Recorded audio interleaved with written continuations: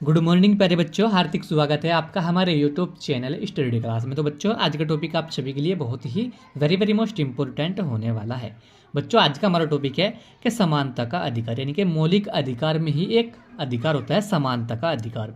तो यह हम आज इस छोटी सी वीडियो के माध्यम से आपको बहुत ही सिंपल भाषा में समझाएंगे कि समानता का अधिकार क्या होता है, क्योंकि यह टॉपिक बच्चों हर साल बोर्ड एग्जाम में 5 नंबर में पूछा जाता है कि समानता का अधिकार क्या होता है।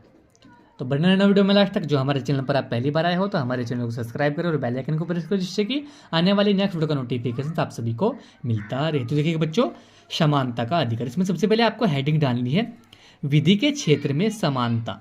इस तरीके से आपको हेडिंग डाल के लिखना। देखिए किस तरीके से है। अनुच्छेद 14 के अनुसार विधि के समक्ष देश का प्रत्येक नागरिक समान है, उसे कानूनी संरक्षण पाने का समान अधिकार प्राप्त है। यानी कि विधि के क्षेत्र में समानता, यानी कि अनुच्छेद 14 के अनुसार विधि के समक्ष देश का प्रत्येक नागरिक समान है। यानी कि विधि के समक्ष जो देश के अंदर जितने भी नागरिक होते हैं, प्रत्येक नागरिक यानी कि प्रत्येक व्यक्ति समान है, उसे कानूनी संरक्षण पाने का समान अधिकार प्राप्त है। यानी कि उसे अनेक प्रकार के कानूनी संरक्षण पाने का भी समान अधिकार प्राप्त है। तो यह होता है समानता का अधिकार का पहला पॉइंट। इसी के साथ में दूसरा पॉइंट देखिए इसका क्या होता है। दूसरे पॉइंट में आपको हेडिंग डालनी है भेदभाव का अंत। इस तरीके से आपको दूसरे पॉइंट में हेडिंग डाल के लिखना है।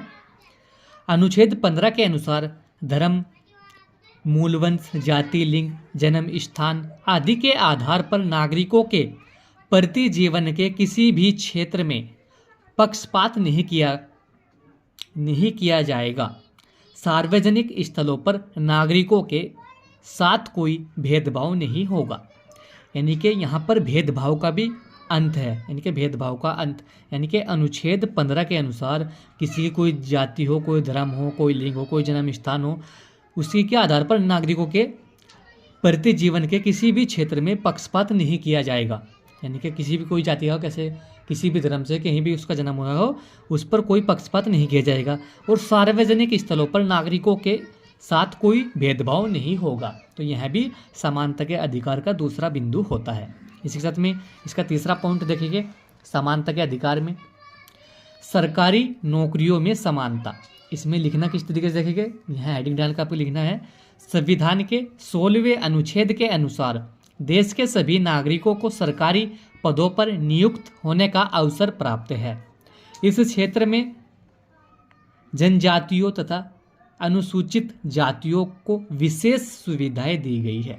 यानी कि चौथा, यानी कि तीसरा पॉइंट क्या होता है समानता का अधिकार, सरकारी नौकरियों में समानता। यानी कि सरकारी नौकरी को हर किसी का समानता होती है, हर किसी को पाने की इच्छा होनी चाहिए, उनके सब के लिए समानता हो। कोई गरीब हो, कोई अमीर हो, वह सरकारी नौकरी पर जा सकता है। तो इसमें लिखना किस तरीके से, यह समानता का अधिकार होता है। यानी कि अनुच्छेद के 16वें, यानी कि संविधान के 16वें अनुच्छेद के अनुसार देश के सभी नागरिकों को सरकारी पदों पर नियुक्त होने का अवसर प्राप्त है।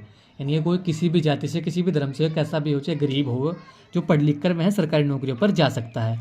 और इस क्षेत्र में जनजातियों तथा अनुसूचित जातियों को विशेष सुविधाएं दी गई। यानी कि जनजाति, उनकी छोटी जाति के और किसी भी जाति से हो, उनको विशेष सुविधाएं दी गई है। यही समानता का अधिकार होता है। तो बच्चों, आज की वीडियो में यही था कि समानता का अधिकार क्या होता है, क्योंकि यह टॉपिक हर साल बोर्ड एग्जाम में बच्चों 5 नंबर में पूछा जाता है। तो हमने आपको बहुत ही सिंपल भाषा में समझाया कि समानता का अधिकार क्या होता है। तो आज की वीडियो में यही था। वीडियो कैसा लगा, वीडियो को लाइक, कमेंट, शेयर करें। मिलते हैं ऐसी अगली नेक्स्ट वीडियो में, तब तक के लिए bye bye, have a nice day.